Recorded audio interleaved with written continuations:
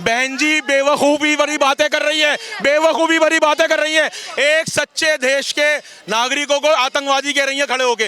राहुल गांधी की माँ हिंदू धर्म में अपने को सम्मानित कर लिया। अरे शर्म करो, उस पे लालछन लगा रहा हो अपनी बहू पे। सोनिया गांधी जो भी है पहले हिंदुस्तान के तो बने, हिंदुस्तान। आईआईटी बनाई, आईआईएम बनाया, एम्स बनाया तो बेड़ा गर्क करा, हरित क्रांति लाई तो बेड़ा गर्क करा, श्वेत क्रांति लाई तो बेड़ा गर्क करा, एम्स बनाया, आईआईटी बनाई, बेड़ा गर्क करा, पाकिस्तान के 2 टुकड़े करे तो बेड़ा गर्क करा, इतने सारे स्कूल खोले, कॉलेज खोले, देश विदेश में देश का नाम करा तो बेड़ा गर्क। अंधभक्त हैं, अरे हम अंधभक्त हैं, तुम्हारे तरह चाटुकार नहीं है जो 8500 रुपए के लिए सुबह सुबह कार्यालय में पहुंच गए। हम 11-15 लाख रुपए मांगने नहीं गए। नमस्कार, मैं कशिश और स्वागत है आपका DS4 न्यूज में। देखा जाए यहाँ पर तो पीएम नरेंद्र मोदी महाराष्ट्र भी पहुंचे और जहाँ पर कहते हैं कि कांग्रेस पार्टी जो है वो टुकड़े टुकड़े गैंग का हिस्सा है।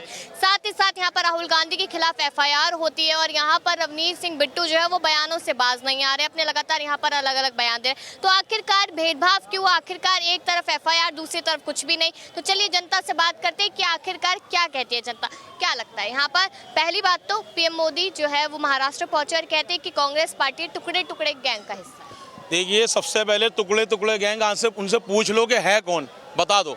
वो टुकड़े टुकड़े गैंग कहीं नज़र तो आता है नहीं, वो सिर्फ इनके जुमलों में नज़र आता है और इसके अलावा टुकड़े टुकड़े गैंग की कोई हैसियत नहीं है। और शर्म की बात यह है कि गृह मंत्री से लेकर प्रधानमंत्री तक टुकड़े टुकड़े गैंग इन, और मेरे मुँह से कुछ निकलेगा, प्रधानमंत्री है हमारे, कि अकल नाम की कोई चीज़ भी है। टुकड़े टुकड़े गैंग है क्या, ये समझ में नहीं आता मेरे। ये क्या है, ये हमें भी नहीं पता आज तक। अब यहाँ पर देखा जाए तो राहुल गांधी के खिलाफ FIR हो जाती है, कहते हैं अमेरिका में जाके उन्होंने सिखों के खिलाफ बयान दिए, लेकिन यहाँ पर रवनीत सिंह बिट्टू राहुल गांधी को नंबर 1 आतंकवादी कहते हैं, उनके खिलाफ कुछ नहीं। वो बीजेपी के हैं ना, वो वॉशिंग मशीन में है, धुल जाएंगे, साफ हो जाएंगे, वो कुछ भी कर लें, दूसरा कुछ भी कर ले, उस पर कोई कार्रवाई नहीं होगी।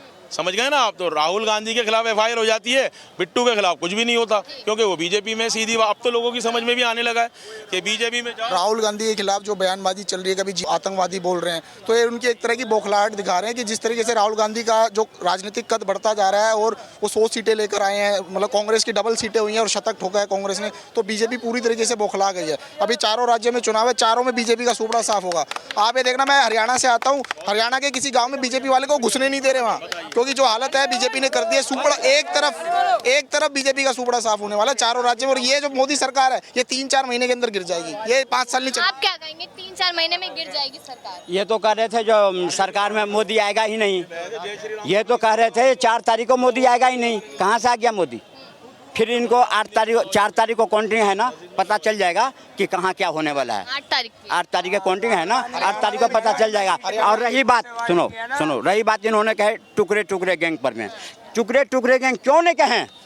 क्योंकि कांग्रेस पार्टी हमेशा और जितने इनके गठबंधन हैं, देश को तोड़ने वालों के साथ होते हैं, देश को जोड़ने वाले के साथ नहीं होते हैं। अगर तोड़ने वाले के साथ रहोगे तो टुकड़े टुकड़े गैंग और आतंकवादी से तुम्हें जोड़ा जाएगा। क्योंकि अमेरिका में जाकर के पन्नू के साथ तुमने क्या बात करना था तो हिंदुस्तान में करते ना।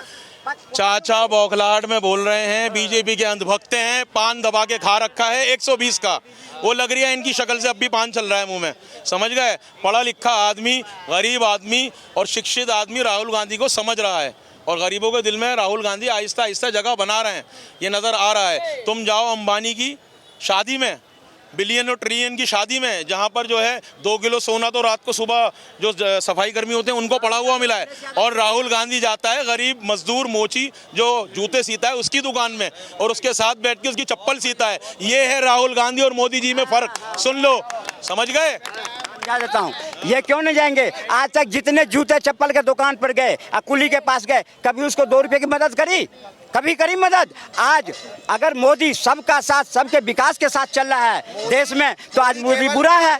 आज मोदी बुरा है इसलिए कि उन्होंने अगर शौचालय दिया तो सबको दिया, मकान दिया तो सबको दिया, राशन दे रहा है तो सबको दे रहा है। अब ये तो खा के भी कहते हैं नहीं दिया, नहीं मिला, और इसका परिणाम है मेरे पास। इसका सवाल ये बेवकूफ़ी की बात कर रहे हैं। हर सरकार मकान देती है, हर सरकार अनाज देती है। चच्चा मियाँ, अपना दिमाग का ढक्कन खोलो। 70 साल से अनाज मिलता था, हमें बचपन में चीनी मिलती थी, चावल मिलते थे। बेवकूफ़ी की बात करती हो। DDA फ्लैट देती थी, हर सरकार देती है और देना पड़ेगा। तुम आपने घर से नहीं दे रहे, कोई हमारे टैक्स के पैसों का दे रहा हो। तब पहले क्यों नहीं मिली? सुनो, ये जो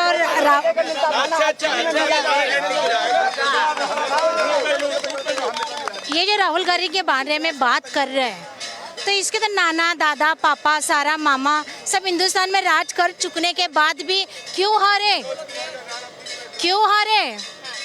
ये सवाल बहुत कड़ा है। इन्होंने हिंदुस्तान का बेड़ा गर्क किया। गांधी और नेहरू परिवार ने पूरे हिंदुस्तान का बेड़ा कर किया। वो उनको बोलो, इनको कहो पहले राहुल गांधी, राजीव गांधी, सोनिया गांधी जो भी है, पहले हिंदुस्तान के तो बने, हिंदुस्तान के तो बने, हिंदुस्तान। आईआईटी बनाई, आईआईएम बनाया, एम्स बनाया तो बेड़ा गर्क करा, हरित क्रांति लाई तो बेड़ा गर्क करा, श्वेत क्रांति लाई तो बेड़ा गर्क करा, एम्स बनाए, आईआईटी बनाई, बेड़ा गर्क करा, पाकिस्तान के 2 टुकड़े करे तो बेड़ा गर्क करा, न्यूक्लियर पोखरण में सबसे पहले न्यूक्लियर पोखरण में करा इंदिरा गांधी जी ने तो बेड़ा गर्क करा। 1974 में 1976 में पोखरण में वो करा, इतने सारे स्कूल खोले, कॉलेज खोले, देश विदेश में देश का नाम करा तो बेड़ा गर्क करा। इसका जवाब दो ना आप। अरे इसके साथ साथ वो जो शीला दीक्षित वो करप्शन बढ़ा के गई है। शीला दीक्षित भी करप्शन बढ़ा के गई। ना एजुकेशन ठीक था, ना मेडिकल ठीक था। जब कांग्रेस राज था तो उन्होंने इतना बेड़ा गर्क किया, इतना बेड़ा गर्क किया। अगर इनके पास अगर होता हिंदुस्तान अब, तो हम पाकिस्तान से भी कंगाल होते। लेकिन बात अभी ये हो रही है कि यहाँ पर अगर देखा जाए तो रवनीत सिंह बिट्टू जो है उन्होंने राहुल गांधी को आतंकवादी कहा है और यहाँ पर उनके खिलाफ कोई कार्रवाई नहीं करी बीजेपी। क्यों? देखो, किसी को कोई भी आतंकवादी कहे उससे कुछ लेना नहीं है। आतंकवादी के जैसे ये हिंदुस्तान में रह के हिंदुस्तान ही नहीं बन सकते तो औरों के लिए क्या बनेंगे? सरासर झूठ है बहन जी, बेवकूफी भरी बातें कर रही है, बेवकूफी भरी बातें कर रही है। एक सच्चे देश के नागरिकों को आतंकवादी कह रही है खड़े होके। राहुल गांधी की माँ क्रिश्चियन से हिंदू बन गई, देश की बहू, हिंदू धर्म में अपने को सम्मानित कर लिया। अरे शर्म करो, उस पे लालछन लगा रहा हो अपनी बहू पे। और उससे बड़ी बात, उसकी दादी गोलियों तो छन्नी होके मरी, उसका बाप उसने कुर्बानी दी साउथ में जाके। लेकिन बात ये है, हाँ लेकिन बात ये है अभी कहीं ना कहीं जो सारे बयान आ रहे हैं, सारी बयानबाजी हो रही है, तो हरियाणा चुनाव पर जिस तरीके से, हाँ बिल्कुल उसी पर चर्चा करेंगे। यहाँ पर मोदी जी कुरुक्षेत्र हरियाणा का बीजेपी ने बेड़ा गर्क कर दिया। मैं बताता हूँ आपको, आप चलिए मेरे साथ यहाँ पे एक्सप्रेसवे में चलिए। आप दोनों तरफ इंदौर ये जो एक्सप्रेसवे है, दोनों तरफ नाले बने हुए हैं। बेरोजगारी में सबसे नंबर 1 हरियाणा है। दूसरी बात, यूथ सुसाइड रेट हरियाणा में नंबर 1 पे चल रहा है। तो जो दीपेंद्र हुड्डा जी ने विकास की जो राय दी थी ना, वो रास्ता सारा का सारा उन्होंने बेड़ा गर्क कर दिया है। बेरोजगारी में नंबर 1 है हरियाणा। ये सारा एक्सप्रेसवे में पानी से भरा हुआ है। पहलवानों के साथ बुरा करा, जवानों के साथ बुरा करा, किसानों के साथ बुरा करा, तो पूरी तरीके से सुपड़ा साफ होने वाला है। लेकिन कुरुक्षेत्र पहुंचते हैं मोदी जी और कहते हैं कि वहाँ पर 72 घंटे में यहाँ पर पेमेंट आ जाती है किसानों की। किसानों के लिए हमने बहुत कुछ कर दिया। किसानों के लिए आपने बहुत कुछ किया होता तो आपने इतना बड़ा आंदोलन किसानों का हुआ था, उनके साथ आपने कैसा बर्ताव कराया है, और किसान सारे के सारे आपको बताएंगे विधानसभा चुनाव में कि आपने हमारे साथ कैसा सलूक करा है, तो सारा जवाब मिलेगा आपको। आप बेरोजगारी पे बात करो हरियाणा में कितनी ज़बरदस्त है। आप ये गुड़गांव एक्सप्रेसवे है, यहाँ पर जो है दोनों तरफ पानी भरा हुआ है, सड़कों का क्या बुरा हाल है।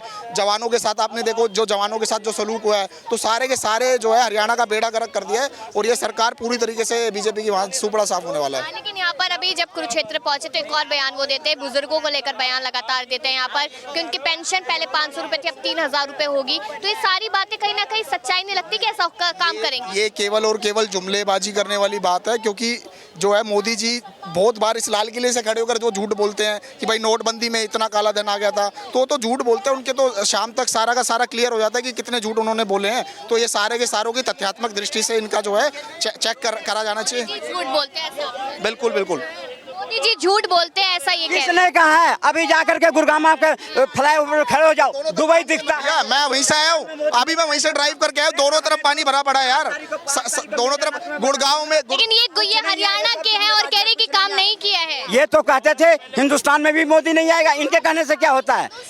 आप जाके वहाँ देखो हरियाणा में, हरियाणा से कह रहे काम नहीं हुआ है। ये हरियाणा है तो अपनी वोट के मालिक है ना, अपना वोट जहाँ मर्जी डाले।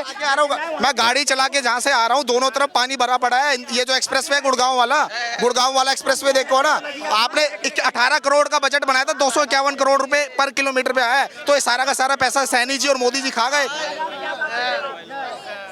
कहते सारा पैसा खाया है सैनी जी हैं जो हमेशा मोदी को कोसते हैं, और सिर्फ इसलिए कोसते हैं इसलिए मोदी को हटाना है।